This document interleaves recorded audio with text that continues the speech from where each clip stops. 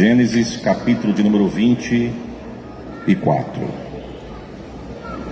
Enquanto os irmãos procuram, eu quero deixar aqui registrada a minha palavra de gratidão a Deus pelo privilégio que Deus me concede de vir nesta casa de oração, pela primeira vez que eu venho nessa cidade com a oportunidade de vos falar algo da parte de Deus. Para mim é um prazer poder estar aqui juntamente com a minha esposa. Sou grato a Deus por este convite. Diante de uma festa dessa, tantas pessoas poderiam estar aqui, mas aprove a Deus de soprar o nosso nome e os irmãos acatar e nos trazer neste lugar. Sou grato a Deus por isso. Sou grato a Deus pelo vosso pastor, pastor Nelson. Prazer em conhecer o senhor, pastor. Deus abençoe o senhor, a sua casa, a sua família, o seu ministério. Sou grato a Deus pela vida dos obreiros que aqui estão. Deus continue abençoando, prosperando. É um prazer conhecer os irmãos, os departamentos da igreja. Que Deus abençoe o circo de ação. Que Deus abençoe os jovens, os adolescentes, que Deus dê crescimento e crescimento sustentável a estes departamentos, em nome de Jesus. Deus abençoe a todos. Sou grato a Deus pela vida do nosso irmão Márcio, não sei quem eu é, mas eu vou conhecer daqui a pouco. E a nossa irmã Juliana, prazer em conhecer os irmãos, muito obrigado pelo contato.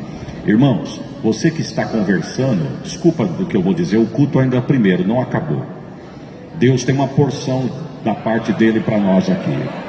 Não deixe sua criança tirar a atenção de ninguém, nem você tire a atenção de ninguém. Nós viemos aqui nessa noite com um propósito. Se for para mim sair de casa, andar 400 quilômetros, brincar de vir pregar, eu fico lá na minha casa. Se for para você vir aqui, chegar aqui para ver quem vem cantar, quem vem pregar, é melhor ficar em casa.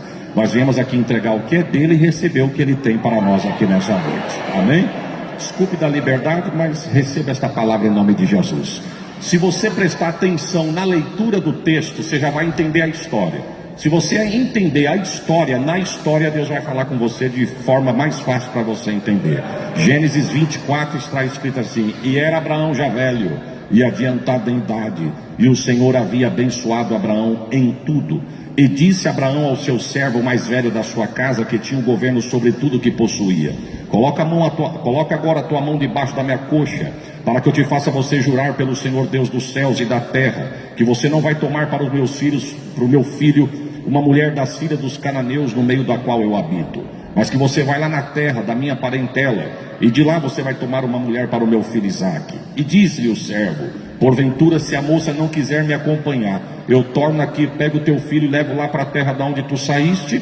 E Abraão lhe disse: guarda-te que você não faças lá tornar o meu filho. O Senhor Deus dos céus, que me tomou da casa do meu pai, da terra da minha parentela, que me falou e me jurou, dizendo que a minha semente daria a esta terra, é ele que vai enviar o seu anjo adiante da sua face, para que você tome de lá mulher para o meu filho. Agora, se a moça não quiser te acompanhar, você vai estar livre desse teu juramento. Tão somente não faças lá tornar o meu filho.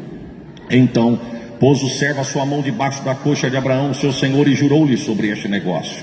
E o servo tomou 10 camelos, dos camelos do seu senhor, e partiu, pois, e toda a fazenda do seu senhor estava na sua mão. E levantou-se e partiu para a Mesopotâmia, para a cidade de Naor. E fez ajoelhar os camelos fora da cidade, junto a um poço de água, pela tarde, ao tempo em que as moças saíam para tirar água. E ele disse: ó Senhor, Deus do meu senhor Abraão, dai-me hoje um bom encontro, faze-me beneficência ao meu senhor Abraão. Eis que eu estou em pé junto à fonte de água, e as filhas dos varões dessa cidade saem para tirar água. Seja, pois, que a donzela que eu disser: abaixa o teu cântaro para que eu beba, e ela disser: bebe, e também darei de beber aos teus camelos, esta seja quem designaste ao teu servo Isaque, e que eu conheça nisto que fizeste beneficência ao meu senhor. Verso 15.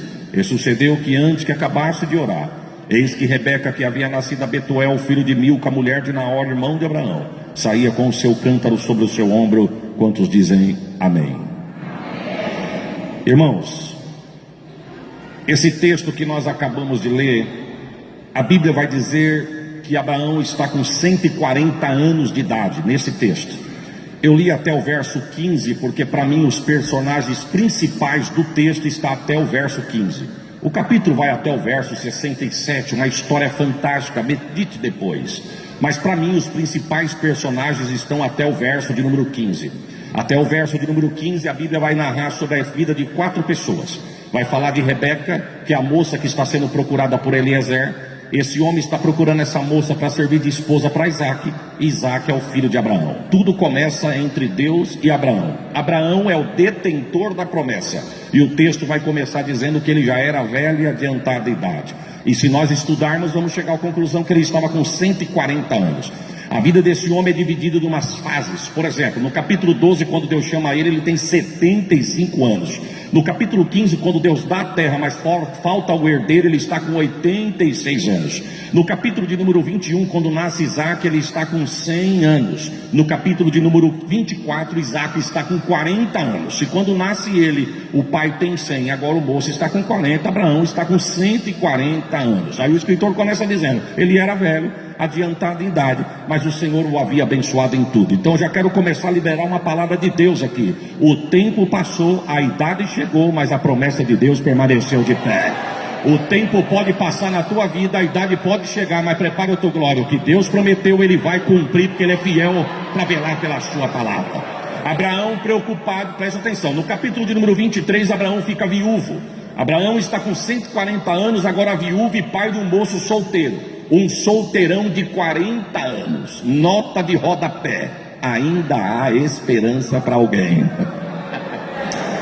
Abraão olhou e falou: meu filho não pode casar com qualquer moça. Presta atenção nisso, que isso é forte, viu, irmãos?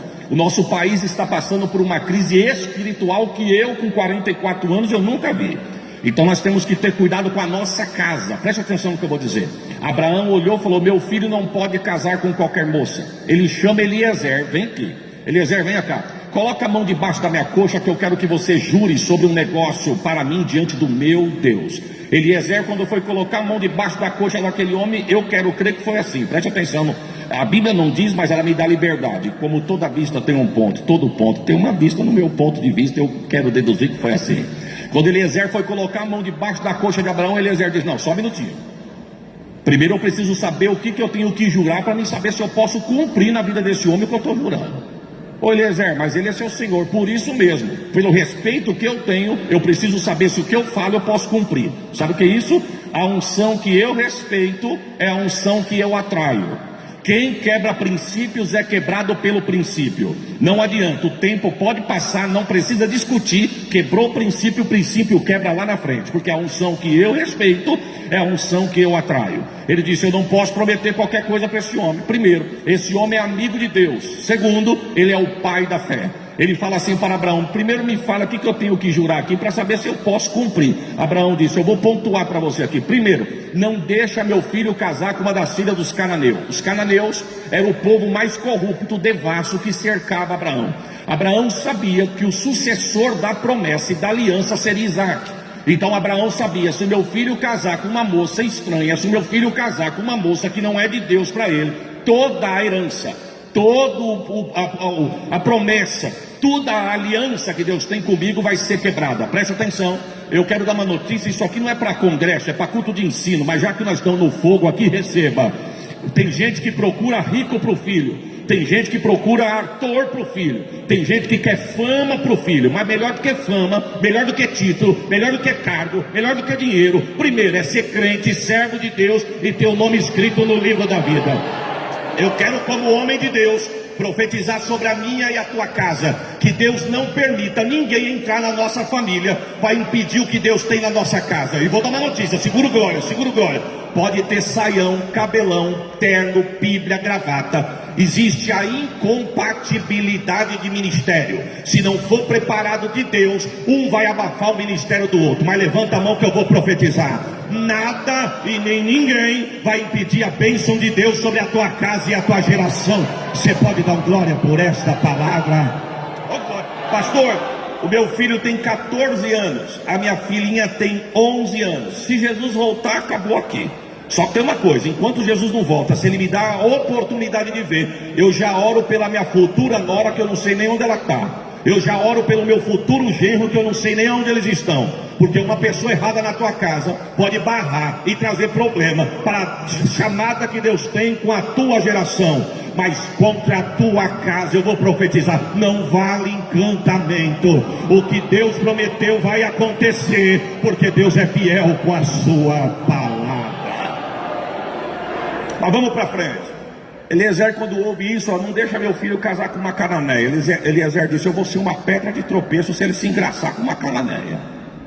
O que eu tenho que prometer mais? Segundo, que você vai lá na terra da onde Deus me tirou e pega uma moça de lá e traga aqui para se casar com meu filho. Eliezer disse: mas deixa eu fazer uma pergunta.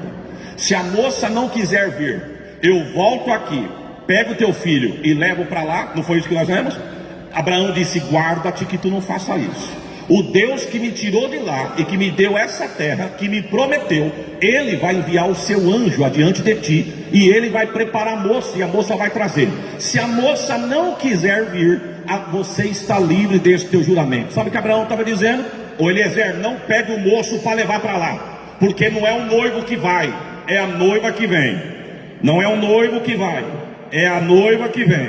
Não é o noivo que vai, é a noiva que vem. Porque hoje estão pregando um evangelho tão barato, que a pessoa peca, lambuza, e parece que Deus tem que ficar descendo e correndo atrás dele. Eu vou dar uma notícia: não é o noivo que vai, é a noiva que vem. Jesus disse: apertado é o caminho, estreita é a porta, mas quem quiser vir após mim, negue-se a si mesmo, tome a tua cruz diariamente, e segue. Não é o noivo que vai, é a noiva que...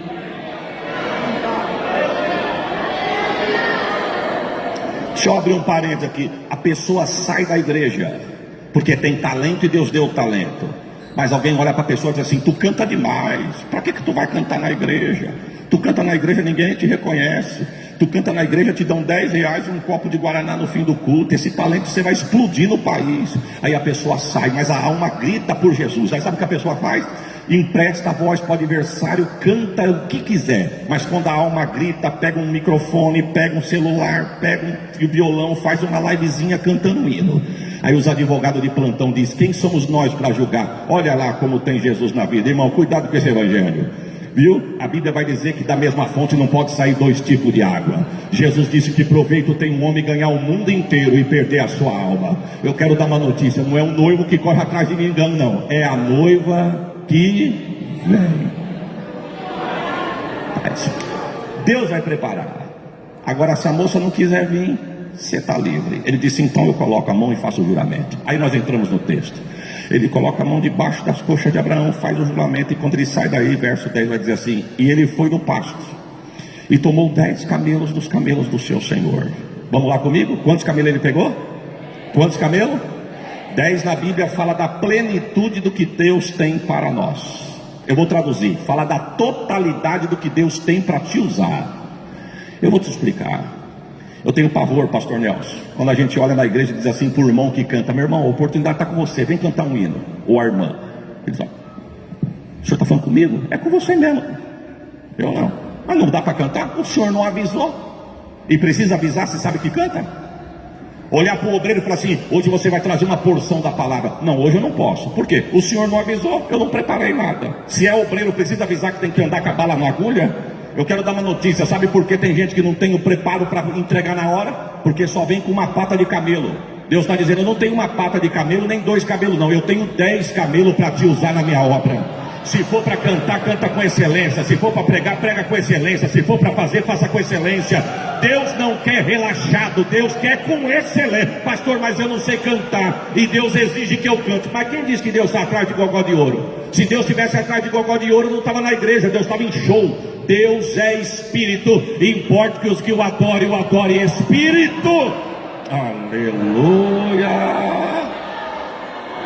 10 camelos. Pegou toda a fortuna, presta atenção, mano. Pegou toda a fortuna, colocou na mala, porque ele era o administrador da casa de Abraão. E partiu para a Mesopotâmia. 30 dias de viagem. Quantos dias eu disse? 30. Quando ele chega na cidade, o texto diz assim: e foi Eliezer no hotel 5 estrelas descansar, para o outro dia sair para pôr o plano em ação. Foi assim que diz o texto?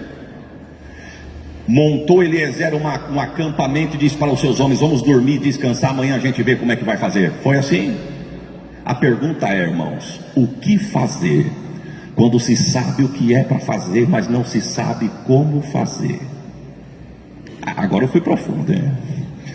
O que fazer quando se sabe o que é para fazer, mas não se sabe como fazer? Ele sabia o que era para fazer, escolheu uma moça para Isaac, mas como fazer isso? Ele não sabia como, mas ele deu a receita: orar. O texto vai dizer que até os camelos ele colocou de joelho na fonte, porque se não tem corrida e não tem porta, Deus manda dizer: a oração abre porta, prepara caminho e dá resposta para quem precisa. A oração desse homem, irmãos, preste atenção, a oração desse homem foi uma das orações mais desafiadoras que a Bíblia vai dizer, mas ele teve resposta na fonte. A resposta estava na... Deus manda dizer para alguém aqui: não saia da fonte, porque o que eu tenho preparado para ti está na... Oh, glória a Jesus. Melhor lugar para nós estarmos é onde Deus quer. Eu vou repetir: o melhor lugar para nós estarmos é onde Deus quer. Tem gente que diz assim: eu preciso para uma igreja maior porque minha chamada é muito grande e a igreja é pequena, vai abafar minha chamada. Fica tranquilo, não abafa não. Não é parede que vai fazer você voar, é a promessa de Deus na tua vida, e você está onde Deus quer. A oração desse homem foi uma das orações mais desafiadoras que a Bíblia vai mostrar. Para mim, ele foi mais corajoso do que Elias quando disputou com os profetas de Baal. Porque Elias, quando disputou com os profetas de Baal, Elias estava tão cheio, mas tão cheio, que o que ele pediu para ele foi pouco. Quando chegou a hora de Elias, ele mandou arrumar o altar. Quando o altar está arrumado, ele faz uma oração simples, curta e objetiva. Mas também, meu irmão, suando azeite, cuspindo fogo, rotando brasa. Ele olhou, olha a oração desse homem, diante de 400 profetas de Baal e 450 do profeta dos filhos da mesa de Azera: Senhor, mostra para esse povo que eu sou o teu filho e que tu és o meu Deus. Manda fogo. Agora Eliezer fez uma oração, mano. Ele pede, olha como esse homem começa a orar, presta atenção aqui: Senhor, dai-me hoje um bom encontro. Faze beneficência ao meu senhor Abraão. Eis que eu estou de pé junto à fonte de água, no lugar onde as moças dessa cidade saem para buscar água. Me dá sinais. Não, olha a oração desse homem. Me dá sinais. Eu não posso errar na escolha da moça que vai casar com o filho do meu senhor. E ele começa a pontuar pelo menos 5 sinais para Deus. Ele diz assim: ó, primeiro, a moça que o Senhor escolher para ser esposa de Isaac, que ela desça na fonte. Porque, paz, meus irmãos, a fonte está aberta, mas tem gente que não vem na fonte. Era para ter gente de pé em volta da quadra aqui. Pastor, mas a igreja não tem tudo isso de membro. Mas não estou falando da igreja de placa, eu estou falando do corpo de Jesus, que sabe que pode estar aqui, mas não quer estar. Tem gente que a fonte está jorrando, mas diz: não, hoje eu não vou na igreja não. Por quê? Ah, porque hoje está chovendo. Ah, hoje eu não vou na igreja não. Por quê? Porque eu já fui ontem, para que eu vou hoje? Deus manda dizer que Eliezer falou assim: ó, a moça que é preparada para o filho do meu Senhor, que ela desça na fonte. Eu louvo a Deus que hoje você desceu na fonte. Segundo, que ela traga o cântaro. Vamos dizer junto? Que ela traga o... Porque tem gente que vem na fonte, mas não traz o cântaro. Ele vem para qualquer coisa, menos para cultuar e se encher. Terceiro, que ela venha na fonte, traga o cântaro e encha o cântaro. Porque tem gente que vem na fonte, traz o cântaro, mas volta com o cântaro vazio. Mas nessa noite eu vou dar uma notícia: só vai voltar vazio quem quiser, porque a água de Deus está jorrando na fonte aqui. Oh glória, é inadmissível sair de um ambiente desse do jeito que entrou. Se você precisa de cura, a fonte tem cura. Porta de emprego, a fonte tem porta de emprego. Salvação na tua casa, tem água na fonte que vai salvar a tua casa. Receba esta palavra. Desça na fonte, venha com o cântaro, enche o cântaro. Aí ele pede o 4º sinal. Quem prestou atenção na leitura sabe o que eu vou dizer aqui agora. O 4º sinal, ele pede assim: Senhor, eu vou pedir água para ela e ela vai me dar. Irmãos, na nossa cultura foi um pedido fácil, porque esse homem era mais novo que Abraão, mas não devia ser muito mais novo não. Na nossa cultura, um senhor de idade virar para uma moça e falar: eu quero beber água. A nossa cultura, a moça vai dizer: senta aí, fica aqui que eu vou buscar água para o senhor, para respeitar a tua idade. Mas na cultura deles não. Um rabino não andava do lado da sua esposa em rua pública. Ele ia na frente e a mulher ia atrás, porque era desonra para um homem andar do lado de uma mulher ou conversar com uma mulher em rua pública. Por isso que lá em João capítulo 4 vai dizer que quando os discípulos voltam de comprar alimento, que Jesus está conversando com a mulher samaritana, no capítulo 4 vai dizer assim: e eles se maravilharam vendo isso. O original vai dizer: eles quase se escandalizaram vendo isso. Quando o homem fala assim, eu peço água para a moça e a moça vai me dar, para a moça também seria desonra parar para falar com um homem estranho. Mas ele não mudou a oração, não. Senão, para mim eu vou pedir. Aí ele pede o quinto sinal, que para mim foi o mais difícil. Ele disse, Senhor, vamos pontuar de novo? Que ela desça na fonte. Segundo, que ela traga o cântaro. Terceiro, que ela enche o cântaro. Quarto, eu vou pedir água para ela e ela vai me dar. Agora o quinto, para os meus camelos eu não peço não. É ela que vai oferecer. Não, aí ela pediu, aí ele pediu demais, irmão. Se eu tivesse lá, eu ia falar para ele, Eliezer, muda a oração aí, varão. Senão nós vamos ficar uns 2 meses aqui. Sabe quantos litros de água bebe um camelo de uma vez só com sede, irmãos? 100 litros de água a cada camelo. Ele desceu com 10 camelos. Um cântaro cabia no máximo 12 litros e meio. Mas para nós não queimar neurônio aqui, vamos fazer uma matemática mais redonda aqui. Se o cântaro coubesse 15 litros de água para cada camelo, ela tinha que dar 7 cântaros. Como ele estava com 10 camelos e era 7 para cada camelo, ela tinha que descer na fonte 70 vezes para pegar água para matar a sede dos seus camelos. Mas ele não mudou a oração, não. Ele disse, para mim eu peço, mas para os meus camelos é ela que vai oferecer. Aí o texto diz assim no verso 15: e estando ele ainda orando, chega a Rebeca. Bom, a oração desse homem foi uma flecha. Do jeito que ele mandou, o trono pegou e devolveu. A moça chegou com o cântaro na mão e ele de olho na moça. E a moça séria. A moça não olhou para ele, ele olhou para a moça. Ele diz, primeiro, o meu pedido deu certo, que ela desça na fonte. Segundo, que traga o cântaro. Ela está com o cântaro, eu quero ver se ela vai encher o cântaro. Ela chega na fonte, enche o cântaro. E quando ela volta para subir para a casa dos seus pais, ele disse, os 3 pedidos primeiro que eu fiz deu certo, agora eu quero fazer o quarto. Ô moça! Ela parou e disse, pois não, senhor. Você me dá um pouco da tua água? Ela tinha tudo para falar não. E se ela falasse não, ela não ia ser discriminada. Sabe por quê? Porque ela era uma moça donzela que se prezava na cultura dela.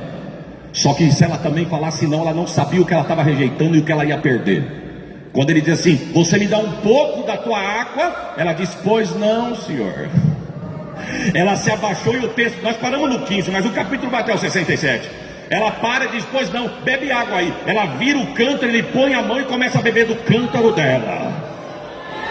Sabe por quê, irmão? Ela se entregou não pelo que ele tinha para dar, porque quem se entrega por interesse é a prostituta. A noiva se entrega pela essência. Oh glória a Jesus. Só para você entender o que eu estou dizendo, eu não adoro pelo que ele tem, eu adoro pelo que ele é. Alabachori calabai. Mas vamos comigo aqui por causa do horário. O texto vai dizer que ela inclina e ele começa a beber. Ele bebendo e quem sabe ele pensou, ela veio na fonte, ela trouxe o cântaro, encheu o cântaro, pedi água, ela me deu. Mas agora é o 5º pedido. O texto diz que ela está inclinada dando água para ele, ela corre os olhos no camelo. Ela, os seus camelos já beberam água, senhor? Não, ainda não. Então fica com o meu cântaro que eu vou pegar o teu e vou descer lá na fonte para pegar água para dar para os teus camelos. Louvado seja o Deus do meu Senhor Abraão. Irmão, olha o que esse moço vai dizer, que hoje usou de beneficência para com o meu Senhor. O texto diz que na hora ele abre a bolsa, pega a adorno e dá para ela. Presta atenção que isso é forte. Ele abre a bolsa, pega presente e dá para ela. Ela recebe os presentes, coloca no pulso, coloca no pescoço, se adorna e corre para casa. Preste atenção no que eu vou dizer. Ela desceu na fonte, se encheu na fonte, entregou na fonte, recebeu na fonte e levou para casa. Eu vou repetir, ela desceu na fonte, recebeu na fonte, entregou na fonte e levou para casa. Eu tenho uma notícia de Deus para a igreja aqui. O que você desceu para entregar na fonte, entrega, porque também você vai levar para a tua casa. Oh glórias a Jesus. Ela sai correndo para a sua casa, presta atenção. E quando ela chega na sua casa, o texto vai dizer que o seu irmão Labão viu aquela cena e perguntou, da onde é que você vem vindo? Ela disse, da fonte. Ele pergunta assim para ela: quem foi que te entregou esses negócios aí? Ela disse: um varão que eu conheci lá na fonte. Ele disse: então aguenta a mão que quem vai na fonte agora sou eu. Presta atenção, ela desceu na fonte, se encheu na fonte, entregou na fonte, recebeu na fonte e levou para casa. Quando ela chegou em casa, quem estava em casa viu que ela recebeu na fonte, ficou com vontade de descer e desceu na fonte. Eu vou profetizar. O que você está levando para a tua casa hoje vai despertar interesse em quem está lá para vir na fonte junto com você.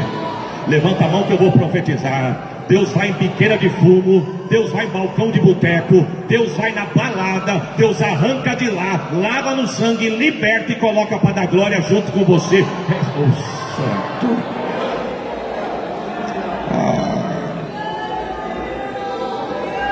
Irmãos, preste atenção.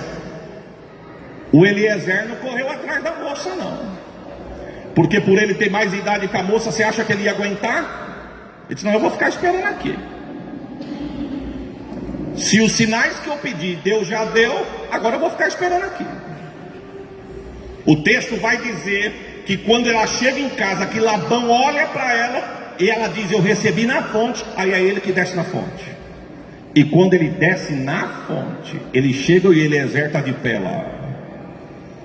Ele pergunta para Eliezer: foi você que deu um presente para uma moça que acabou de sair daqui quase agora? Eliezer diz: sou eu mesmo. Você não quer ir para minha casa não?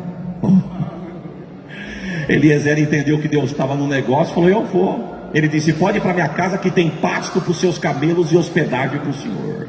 O segredo e a resposta está eu vou perguntar de novo. O segredo e a resposta está fica na fonte que Deus tem resposta para você na fonte. Deixa eu abrir um parênteses aqui, pastor. Se Jesus não voltar agora em novembro, vão fazer 9 anos que eu estou na cidade de Catanduva. Jesus me levou para aquela cidade em novembro, vão fazer 9 anos. Tentei correr de todo jeito, mas parece que quanto mais eu corria, mais eu me prendia. Quem é espiritual entende o que eu estou falando. Quando eu tinha 8 anos de idade, pastor, 10 anos mais ou menos, eu tenho uma tia minha que ela já dorme no Senhor, ela se chamava Oscarina. A primeira vez que ela falou para mim, eu tinha por volta de 10 anos de idade. Ela chegou na minha casa, fizemos uma oração, ela virou para mim e falou assim: filho, você toca violão? Eu disse: não, tia. Então aprende a tocar violão, que Deus tem um mistério com você no violão. E o tempo foi passando, todas as vezes que ela me via, ela falava: você já está tocando violão? Não, porque eu estou vendo um violão.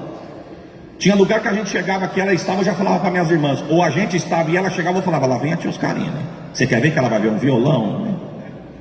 E era na veia. Ela dizia: já está tocando violão? Porque eu continuo vendo um violão. Jesus nos levou para Catanduva, meu irmão.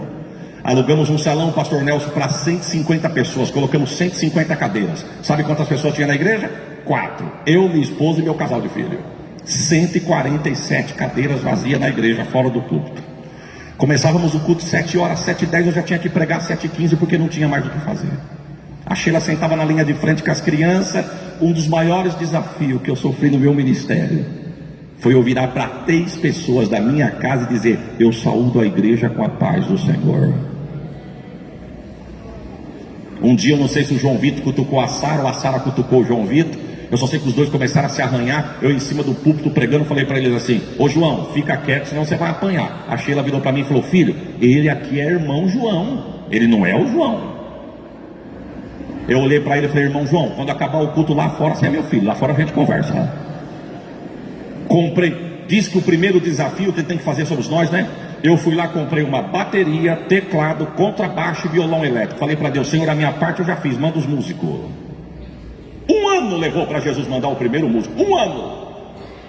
Só que um dia eu quis no culto olhar para os instrumentos e falar: Senhor, a minha parte eu já fiz, e a do Senhor. Mas quando eu olhei para lá, que eu pensei em falar, o Espírito de Deus disse comigo: não reclame, porque há 30 anos atrás eu mandei você aprender a tocar violão. Eu quero dar uma notícia para jovem, adolescente e crente que tem tempo de se aprofundar na obra de Deus, mas fica em cima do muro. Aproveite hoje, porque você não sabe o que Deus tem na tua vida amanhã.